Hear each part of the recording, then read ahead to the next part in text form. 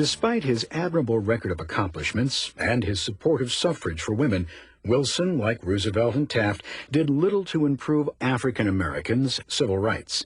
Perhaps it was his Southern upbringing that influenced his decision to appoint segregationists as the heads of federal agencies.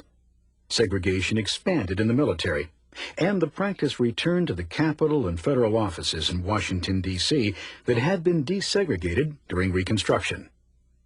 I have made no promises in particular to Negroes, except to do them justice. Ida Wells Barnett had joined W.E.B. Du Bois, Mary Church Terrell, Jane Addams, and others in founding the NAACP, the National Association for the Advancement of Colored People. In 1910, the NAACP had supported Wilson's bid for the presidency. Now the African Americans and their white supporters felt Wilson had betrayed their trust.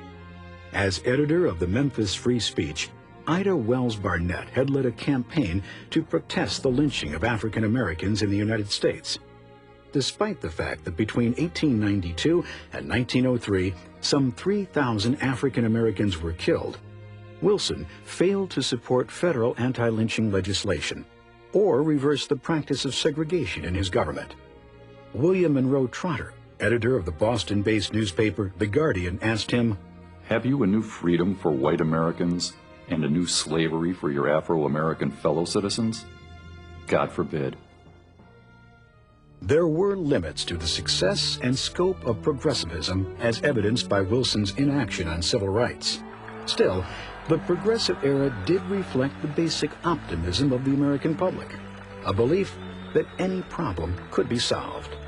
Despite Wilson's rhetoric, class struggles were emerging, unemployment was growing in America, and by 1914, the First World War had broken out in Europe.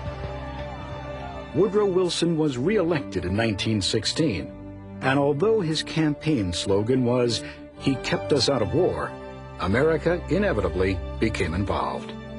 The attention of the nation now turned from the reforms and inequalities of the progressive era to the reality and horror of war.